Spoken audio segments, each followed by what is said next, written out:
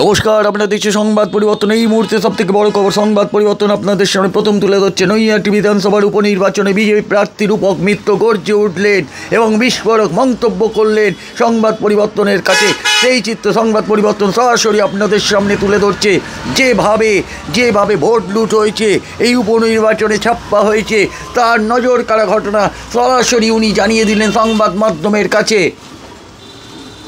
তার উপরে আরেক দিক দেখা যাচ্ছে যেভাবে দুষ্কৃতিমূলক কাজকর্ম চলছে, তা নজর কাড়া ঘটনা সরাসরি জানিয়ে দিলেন রূপক মিত্র।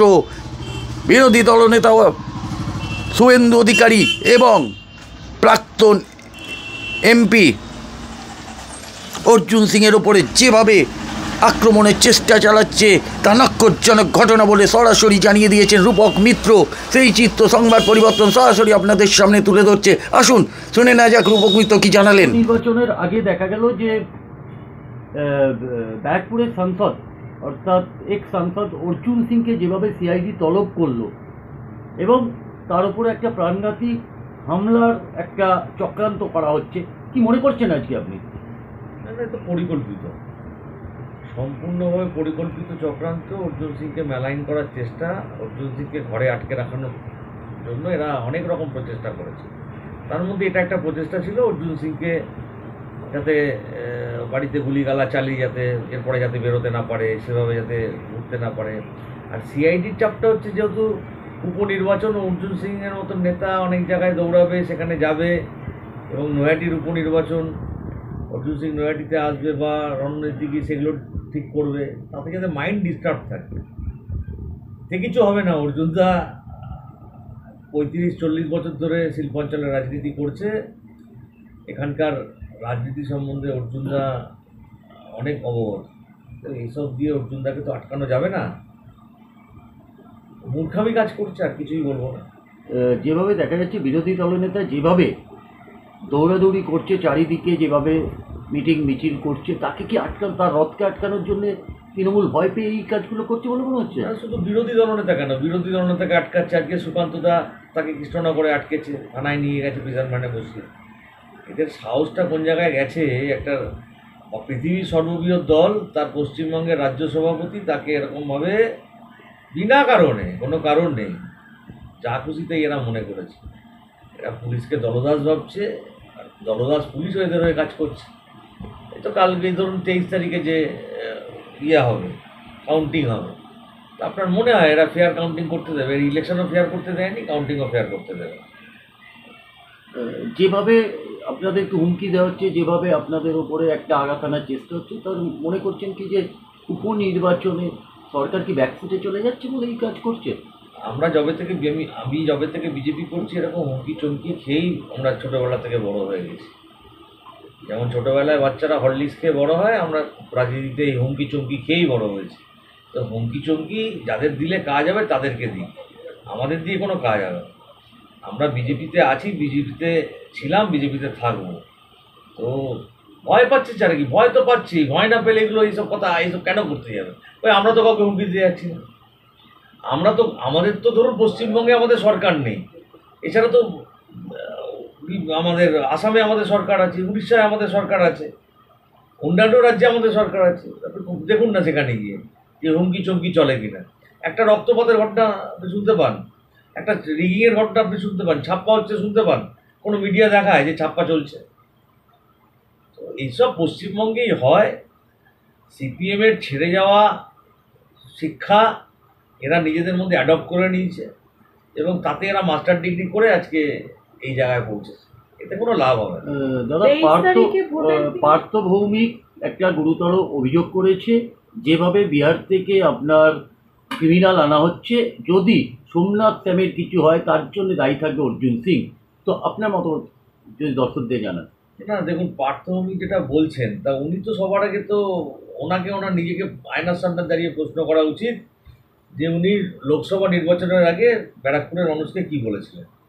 উনি ব্যারাকপুরের মানুষকে বলেছিলেন সন্ত্রাসমুক্ত ব্যারাকপুর উনি উপহার দেবেন। উনি সাংসদ হওয়ার পর ব্যারাকপুরে ঘটে যাওয়া একের পর এক ঘটনা, তার এগেনস্টে পার্থ ভৌমিকের জবাব কি? 1, 2 নম্বর, বাইরের রাজ্য থেকে যে এ রাজ্যে আপনি বললেন যে ক্রিমিনাল আমদানি হচ্ছে, আমরাও বলছি ক্রিমিনাল আসছে, শুধু ক্রিমিনাল না, তার সঙ্গে সঙ্গে অস্ত্রও আসছে। এত প্রচুর অস্ত্র, পুলিশ কি করছে? নাকে তেল দিয়ে ঘুমাচ্ছে আর বিজেপির লোকেদের শুধু কেস দিচ্ছে? এটাই পুলিশের কাজ নাকি? আজকে পুলিশের যে ন্যাক্কারজনক ভূমিকা, এর জন্য দায়ী কে? এর জন্য দায়ী স্বরাষ্ট্রমন্ত্রী। তাহলে তো পার্থবাবু আলটিমেট স্বরাষ্ট্রমন্ত্রীকে চ্যালেঞ্জ করছে, মানে মমতা ব্যানার্জিকে চ্যালেঞ্জ করছে। পার্থবাবুকে ঠিক করে দেখুন পার্থবাবু কি বলতে চাইছে। এখানে অর্জুন সিংয়ের ভূমিকা কোথা থেকে আসবে? না অর্জুন সিং সরকারে আছে, না অর্জুন সিং এখন সাংসদ আছে। আজকে ধরুন ব্যারাকপুরে যদি ক্রিমিনাল ঢোকে বা ব্যারাকপুরে যদি অস্ত্র ঢোকে, তাহলে সে প্রেসেস কারা দেবে? সে প্রেসেস দেবে এখানকার যিনি সাংসদ আছেন তিনি। ওনার নেতৃত্বেই বাইরে থেকে লোক ঢুকছে এবং ওনার পুলিশের বদান্যতায় বাইরে থেকে অস্ত্র ঢুকছে। এগুলো ওনার সরকারের ব্যর্থতা। এখানে আমাদের বা আমার নেতাদের বা অর্জুন সিংয়ের কোনো রকম কোনো দূর সম্পর্ক নেই। তাহলে আপনি কি বলতে চাইছেন সরাসরিভাবে পশ্চিমবঙ্গের পুলিশ পশ্চিমবঙ্গের মমতা ব্যানার্জির দলদাসে পরিণত হয়েছে? আমি কেন বলবো? ফিরহাদ হাকিম বলছে। আমি কেন বলবো? সৌগত রায় বলছে। ওনাদের স্টলওয়ার্ড লিডাররা বলছেন, স্টলওয়ার্ড মন্ত্রীরা বলছেন, মমতা ব্যানার্জির কিচেন ক্যাবিনেটের যারা মিনিস্টার তারা বলছেন এই কথা। আমি বলছি না তো? আমি তাদের কথাটাকে সহমত জানাচ্ছি। তারা এতদিন একটা সত্যি কথা বলেছেন। আমি তো বলছি যে হ্যাঁ, এনারা ঠিক বলছেন যে অবশ্যই বাইরে থেকে প্রচুর ক্রিমিনাল ঢুকছে, অবশ্যই বাইরে থেকে প্রচুর আগ্নেয়াস্ত্র ঢুকছে এবং এইখানে তার বিভিন্ন রকমভাবে তা ব্যবহার করা হচ্ছে। এবং এই ব্যবহারের পেছনে, এই অস্ত্র ঢোকার পেছনে এবং এই ক্রিমিনাল ঢোকার পেছনে যদি সবচাইতে আরও বেশি মদত থাকে সেটা হচ্ছে স্বরাষ্ট্র দপ্তর। সেই দপ্তরের মন্ত্রী হচ্ছেন মমতা ব্যানার্জি। তাহলে দায়ী হচ্ছেন মমতা ব্যানার্জি। তা মমতা ব্যানার্জি যেখানে দায়ী সেখানে তার মন্ত্রীরাই বলছে। এখন মমতা ব্যানার্জির নাম তো তারা মুখে আনতে পারে না, চাকরি চলে যাবে। তো সেই জন্য তার নাম মুখে আনছেন, পুলিশের নাম মুখে আনছেন। পুলিশকে এরা মানে বলির বকরা বানাচ্ছে, আর কিছু না। পুলিশকে আমরা বলবো যে আপনারা একটু শিরদাঁড়াটা সোজা রাখুন। আপনাদের শিরদাঁড়া মানে আপনারা নিজের যোগ্যতায় চাকরি পেয়েছেন।